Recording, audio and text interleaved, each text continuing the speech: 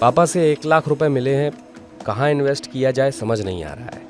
Account में पड़े रहे तो खर्च हो जाएंगे और शेयरों में लगाने पर रिस्क है। मुझ में इन्वेस्ट कर दो, अभी रिटर्न भी अच्छा है। अरे मेरा रिटर्न तो एफडी से भी ज्यादा है, ज्यादा कमाई करा सकता हूँ। मैं सेफ हूँ और हर 3 महीने में रिटर्न भी बदलती हूँ। मैं सॉवरेन गारंटी के साथ आता हूँ, रिटर्न के साथ पैसा हमेशा सेफ। मैं हमेशा चमकता हूँ, खासकर तब जब दुनिया में संकट हो। શું તમે પણ ગૌરવની જેમ પૈસા ઇન્વેસ્ટ કરવા માંગો છો પરંતુ શેર માર્કેટના ઉતાર ચઢાવથી ડરો છો? તો આ જાણકારી તમારા માટે છે। હકીકતમાં કોઈ પણ રોકાણ સંપૂર્ણ રીતે જોખમ મુક્ત નથી હોતું। જો કે રોકાણના કેટલાક વિકલ્પ એવા છે જેમાં રિસ્ક લગભગ નહીવત છે, તેમાં રિટર્ન ફિક્સ છે અને તમારા પૈસા મોટા ભાગે સેફ રહે છે। સૌથી પહેલી વાત ફિક્સ ડિપોઝિટ એટલે કે એફડીની। ફુગાવાને કાબૂમાં રાખવા માટે રેપો રેટમાં વધારાને કારણે બેંકોએ ફિક્સ ડિપોઝિટ એટલે કે એફડીના વ્યાજદરમાં વધારો કર્યો છે અને ત્યારથી એફડીમાં રોકાણ પણ વધ્યું છે। એફડી તમારા રોકાણ પર ગેરંટીડ રિટર્ન આપે છે। સામાન્ય રીતે 1000 રૂપિયાથી એફડી ખોલાવી શકાય છે। ડિપોઝિટની રકમ વિવિધ બેંકોમાં અલગ અલગ હોઈ શકે છે। એફડીમાં 7 દિવસથી લઈને 10 વર્ષ માટે રોકાણ કરી શકાય છે। એસબીઆઈ જેવી મોટી બેંકો 3% 7.10%, એચડીએફસી બેંક 3% 7.25% અને આઈસીઆઈસીઆઈ બેંક 3% 7.10%નું વાર્ષિક વ્યાજ ચૂકવી રહી છે। નાની બેંકો જેવી કે DCB bank 3.75 7.75%, RBL bank 3.50 8%, IDFC first bank 3.50 7.5% અને ઉજ્જીવન સ્મોલ ફાઇનાન્સ બેંક 3.75 8.25% વ્યાજ ઓફર કરી રહી છે।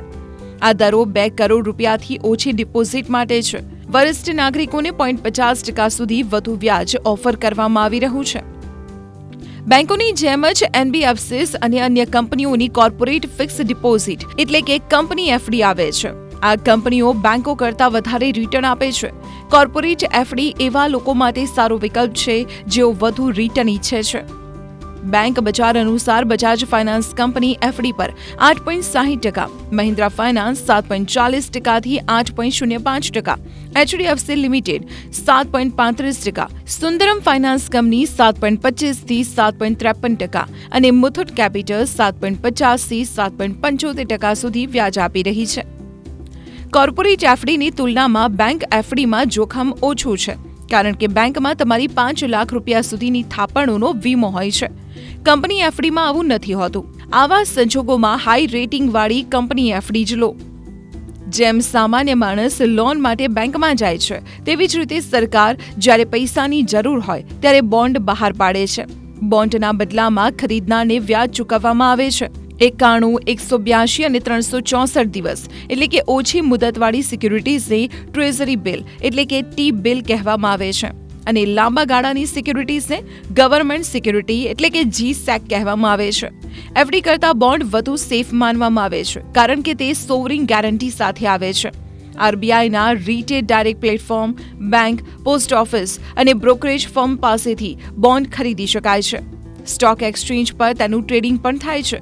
કેન્દ્ર ઉપરાંત રાજ્યો, મ્યુનિસિપલ કોર્પોરેશનો અને સરકારી કંપનીઓ એટલે કે પીએસયુ અને ખાનગી કંપનીઓ પણ બોન્ડ બહાર પાડે છે। यहाँ पर चैलेंज ये है कि जनरली बहुत सारे कॉर्पोरेट एफडीज के अंदर अगर आप प्री मैच्योर विड्रॉल करते हैं तो पेनल्टी काफ़ी ज़्यादा लग जाती है।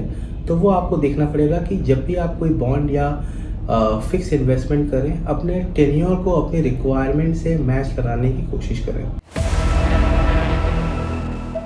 હવે પછીનો નંબર પોસ્ટ ઓફિસની નાની બચત યોજનાઓનો છે।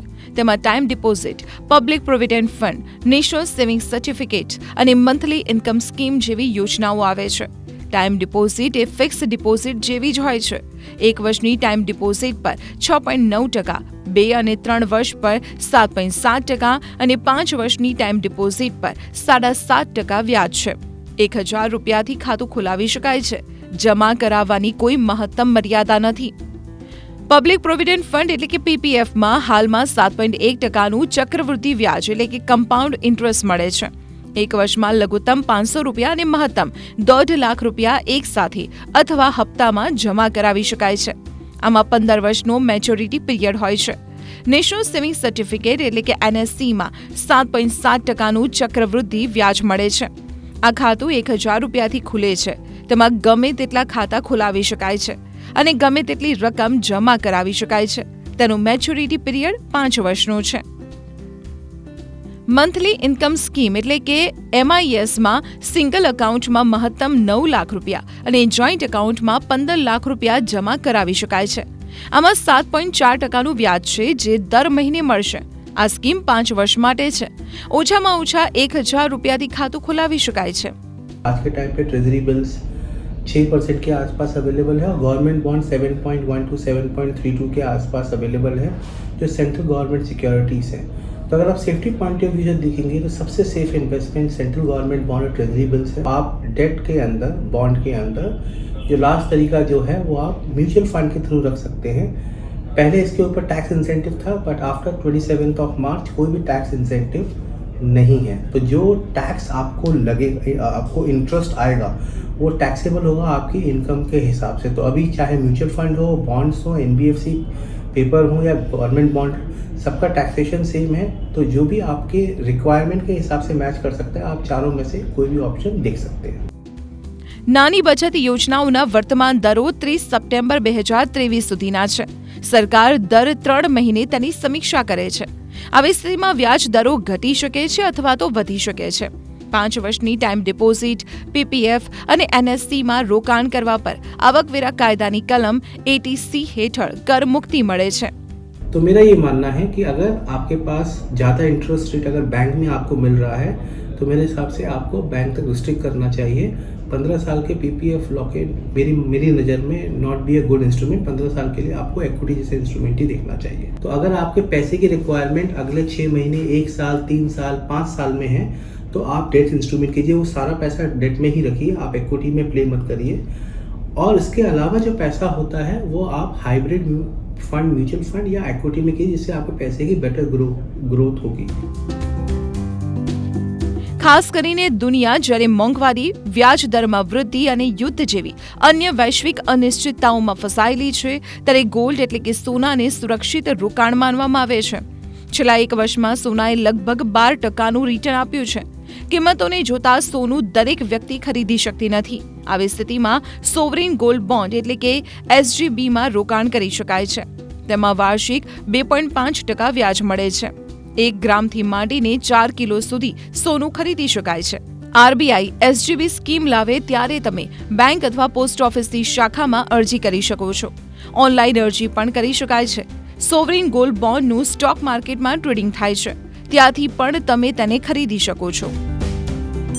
સુરક્ષિત રોકાણની રીતો જાણ્યા બાદ હવે વાત કરીએ કે ગૌરવ 1 લાખ રૂપિયાનું રોકાણ કેવી રીતે કરી શકે છે. 1 લાખમાંથી 50,000 રૂપિયા મીડિયમ ટર્મની બેંક FDમાં કરી શકે છે. કારણ કે તેમાં લાંબા ગાળા એટલે કે 5 થી 10 વર્ષની FDની તુલનામાં વ્યાજ વધુ છે. વધુ કમાણી માટે 20,000 રૂપિયા AAA રેટેડ કંપની FDમાં લગાવી શકે છે.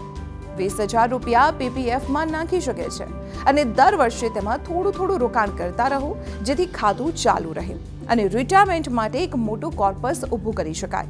બાકીના 10,000 રૂપિયા ગોલ્ડમાં રોકાણ કરી શકાય છે.